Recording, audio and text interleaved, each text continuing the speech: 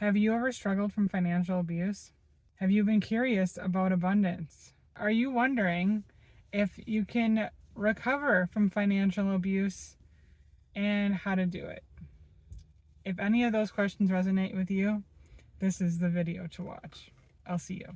So today I'm going to talk about financial abuse, how I define it. So financial abuse to me, I'm sure anyone can Google it and you can find what the dictionary's definition of it is.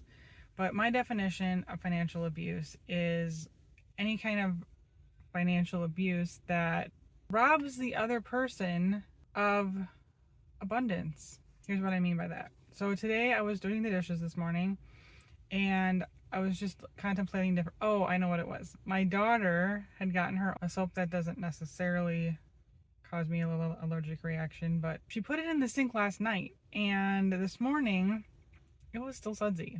The water was cold, but it was still sudsy. So it just got me thinking. Random things like that will get me thinking about how I would have reacted or different coping skills that I would have come up, been triggered is the word I'm looking for, in the past. And this time I'm getting a lot better at, a lot of people would say, letting the little things go. But when you are surviving different abuses, little things are not so little. So I wanted to encourage everybody or anybody that I've been focusing on abundance. How can, in this situation, how can I look at it more abundantly? And my daughter loves to waste food. I don't think she does it intentionally. She's a kid and she just doesn't pay attention. So food's not cheap and I buy a lot of organic, non-GMO foods. So it's extra not cheap. So I'm actually in the groceries getting some expensive groceries in a second. So my biggest solution, well, first of all, the hidden consequences to financial abuse. I never realized it. People control other people with money all the time. I don't want to say I grew up that way, but some people love other people with money. So that's how I understood love growing up, is if I got something, I guess. I don't know. I'm not a materialistic person, so I guess that never resonated with me. And we only got things, we didn't get toys every day. Like my daughter, people just give her stuff all the time. I don't know. Maybe it's more accessible because she can bike there, walk there, find an adult to take her to a store. I don't know. People love giving kids candy and toys. I don't understand this. My daughter's almost 14. So, no idea. Anyway, so that's how I grew up. And then here is the part of relationships that I did want to share that I think is important, and I'm going to share it the only way I know how to say it. So, that background, I never understood spending money for fun. The little bit of money that I got when I was little, I bought stupid little kid stuff, but I didn't get a lot of it and I didn't do it often. And then when I met my ex, he was only focused on spending money on fun. So that's a bonus tip there. I think anybody who's ever been married for any amount of time can tell you that it's super important that when you start a relationship or whatever, to figure out where you both like be on the same page with money, how that looks. In a perfect world, if we could have communicated that, I think that would have been a beautiful thing. My ex could have taught me more about how to have fun with money.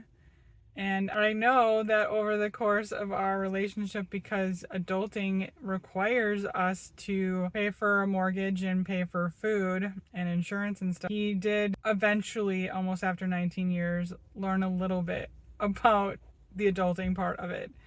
So I never had that option to learn about the fun. That would have been, so that's one of my key takeaways for the relationship part, is you want to find people that you can be on the same page. You can disagree on what it is, but have a budget that everybody sticks to and do it within that budget. We were so house poor.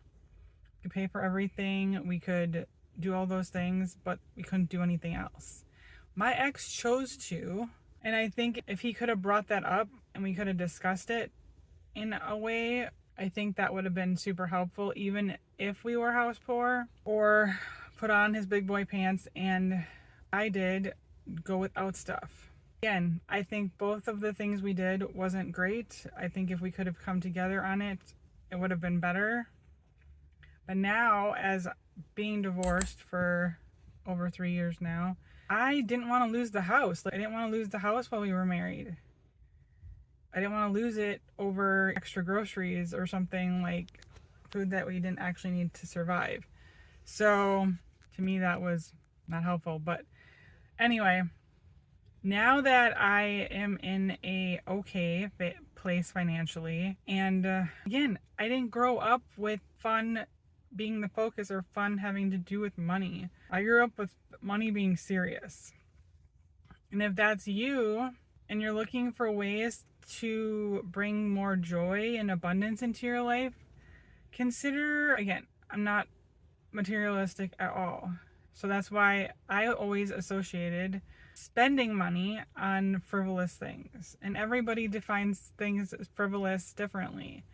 So I'm a minimum, the least amount of stuff in the house makes me happy because it's the less I have to clean, easier to clean around, like that makes me happy. So that stuff isn't.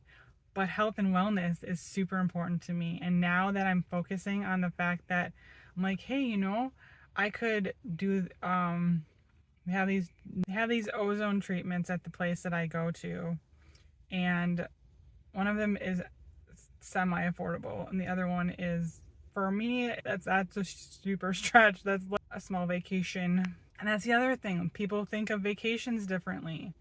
Those all things cost money. So somebody might need to go on a vacation. It's all about wants and needs too, communicating that with other people. And if that was a huge thing, I think most people know that finances are a huge thing in a relationship, but I think the abuse comes down to finances are a huge part of relationships, even with yourself. I was, for probably close to a year during the divorce, I was still living out abundance, and I still wasn't using any money for fun, because I'm sure anybody who's ever gotten divorced has wanted to watch all their pennies. But once I figured out that I could do it, then I was still not, I love kombucha, and I was still like, not a rainy day thing, but now I'm buying them whenever I go to the store. Other people get coffees every day. So me going to get a kombucha once a week isn't going to break the bank. They're not cheap, but so those little things, just little things like that. And the whole soap with my daughter, well, if she wants to, or the shirt, like I got her the shirt lately, and she's still wearing these splints that have Velcro on them, and she accidentally touched the new shirt I got her, and it made it all hilly and stuff. It was a $20 shirt. Normally that would irritate me because she's not taking care of her stuff. But now I'm like, it's her shirt.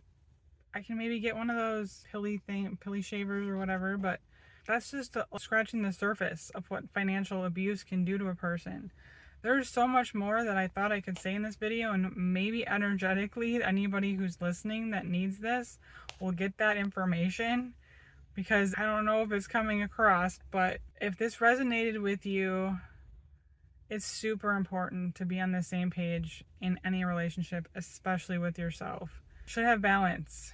Money is energy. So that's why I'm choosing to always ask the question if there's something that comes across, like these ozone treatments.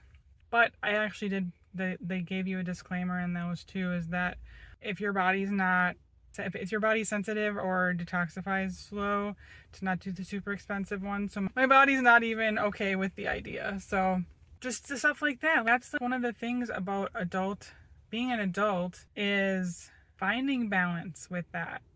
I'm gonna call myself a recovering money hoarder, but I had to, because I wanted to pay the property tax at the end of the year when my ex wanted to spend it on I don't know what.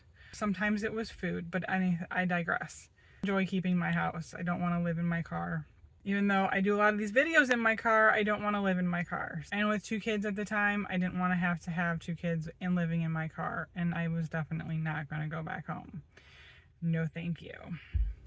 The last thing I wanted to leave you with was the challenge. It was a random challenge that I gave myself. I challenged myself a lot. My random challenge I thought was so funny was I have this like chest freezer. It's not super big. It's probably under 10 cubic feet. It might be like, I don't know, because the ones, we'll say it's under 10. Anyway, so it was around like, I got divorced in August, like not this August, but in the end of August. And I used to have this mail order meat. And they had a sale.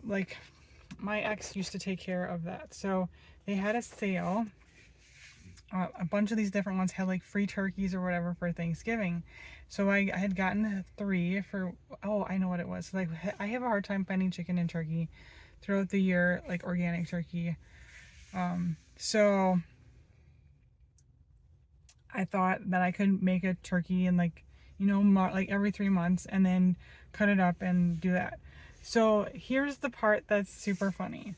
So I had, 3 big turkeys in there is gonna fill it up quick. So, and then I order bread.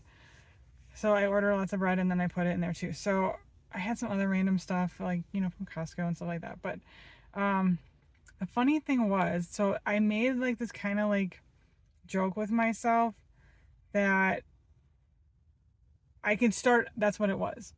So instead of stressing out about food and like not having enough money or that mindset, I'm just like, okay, I can stress out about food, or I dared myself to empty the freezer, like as in like, I can't remember how I did it.